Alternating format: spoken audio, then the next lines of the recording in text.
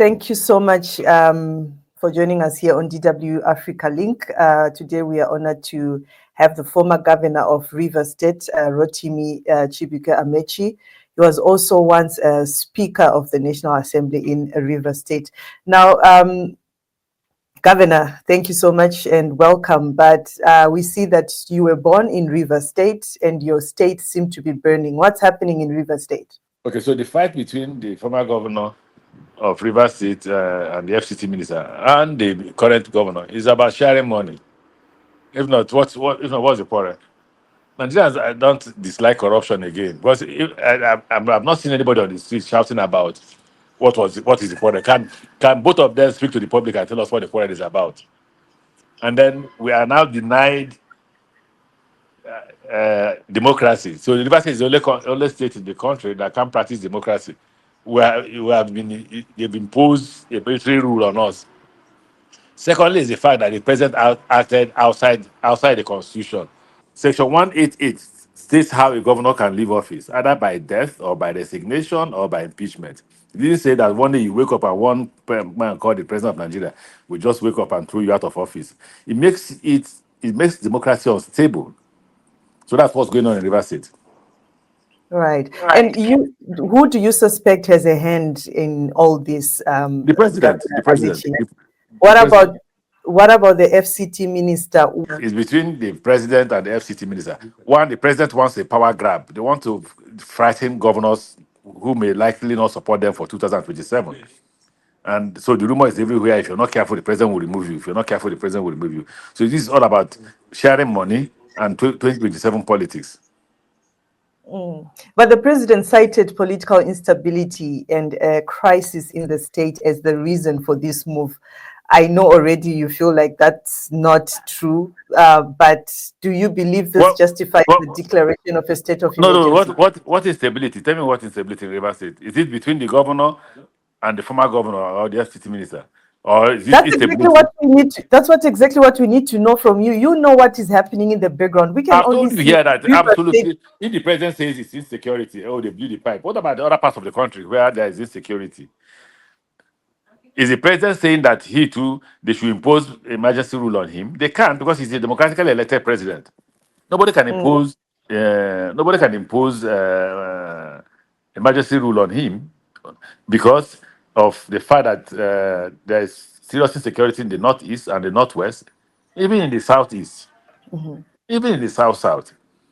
So now the fact that those pipes, if they were blown, I don't know what happened in Rivers State. The fact that it happened, the governor has no responsibility, has no security responsibility. Security responsibility rests squarely on the president. So why punish a man who did not commit an offense?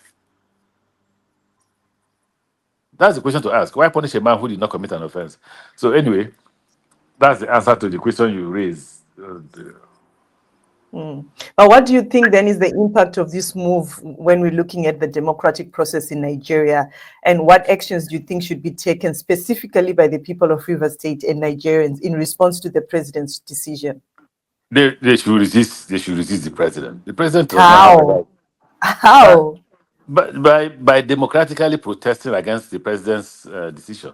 And you've seen what happened to the previous protests. Who's going to protect the citizens of Nigeria when they do that? One day the government will get tired. So in South Africa, don't you protest? Don't the police come out to chase you? Yeah, but always the end result is people losing their lives. The end result is sometimes. But has it stopped South Africans from protesting?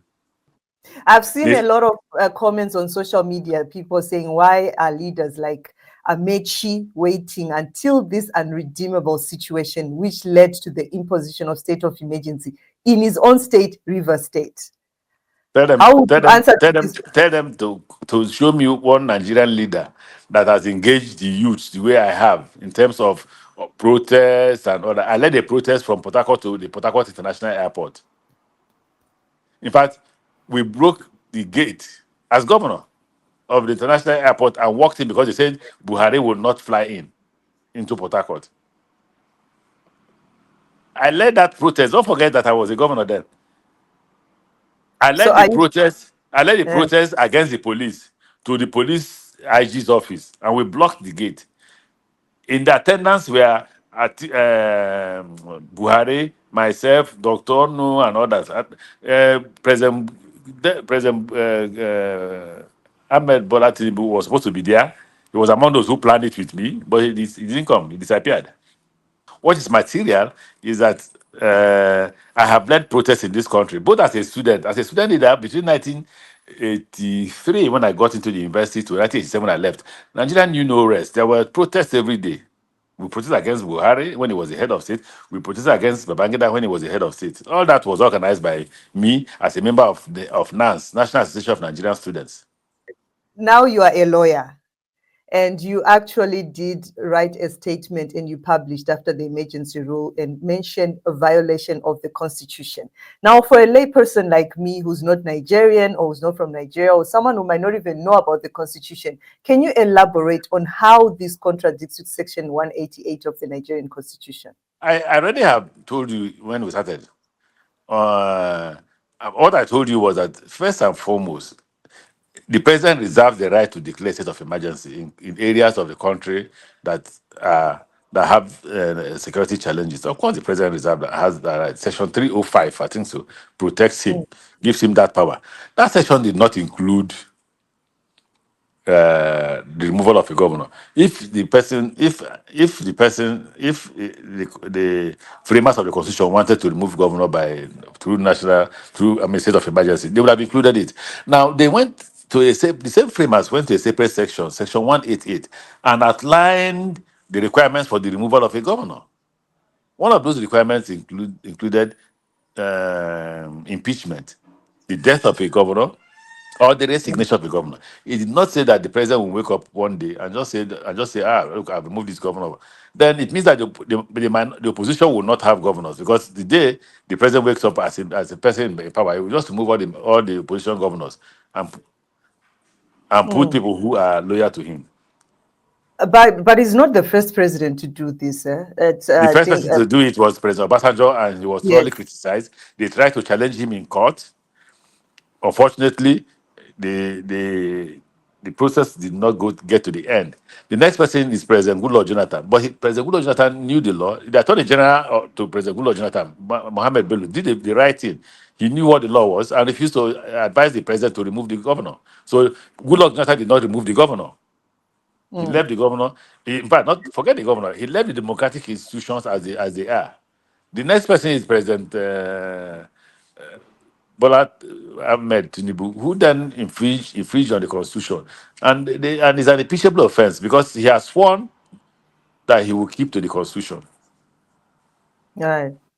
Now, where does the National Assembly, what role does it play in this? Because they've went ahead to endorse the decision of the president across party lines. Do you have any concern with that? I don't want to embarrass the National Assembly. Trust me, I don't want to, because I was a member of the parliament. I've left the sacredness of the parliament the way it is. Since I left the Rivers State Parliament as Speaker of the Rivers State House of Assembly, I have never criticized the National Assembly. And I've told all those who have passed through the National Assembly, especially those who have served as either Speaker or the Senate President, that the reason why I don't criticize it is because I was once a member of Parliament. But they should check themselves and see whether they're doing the right thing. So you're not scared of any persecution? You're not scared of anything? Why have I broken the law? Want to comment? I don't know. If I could comment about the president who will use the reckless power of the executive and harm me, why can't I criticize the National Assembly? Just look, it's of no use. In fact, criticism in Nigeria is of no use because nobody listens. Let's talk about the president. Have you tried to reach out to because this is your home, about Rivers State. Have you tried to reach out to the president? It's difficult to see the president of Nigeria. Extremely difficult. So what do you believe should be the role of other state governors in this situation? I agree with the PDP governors that they should go to court to challenge the president. I don't know what will come out of it, honestly. Again, I don't want to discuss the judiciary. But they should ask their lawyer to file challenging the president if he has authority to remove any governor. As a lawyer, let's enrich the Nigerian jurisprudence. Let's explore the security issues Governor Amaechi cited as reasons for the declaration of the state of emergency.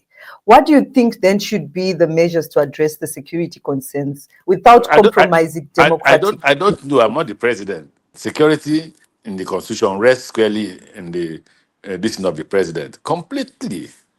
Because if the president can just wake up without you doing breaking the law and remove you, the president is not a member of the Rivers State House of Assembly. He's neither the speaker nor a member of the State Assembly. The president is not the governor of Rivers State. The governor of Rivers State has not resigned. The governor of Rivers State has not died. Then he announces the removal. How? So what do you think the And I'm, governor of I'm and, Rivers I, State? and I am surprised at the attorney general. Again, I am absolutely surprised at the attorney general. But again, he was my lawyer, so I don't want to talk about him too. Today, if you had to meet Governor Fubara today, what advice would you give him? No, Fubara is not the problem. Yes, I know, The but Rivers people, you are a Rivers lawyer. people, Rivers people must come out. I've given you two solutions. I don't know why I say I'm not speaking. The first solution I gave you was protest. The second solution I gave you was that the PDP governors should approach the court. And I think they are approaching the court. They are approaching the judiciary. Let's hear what the judiciary will say.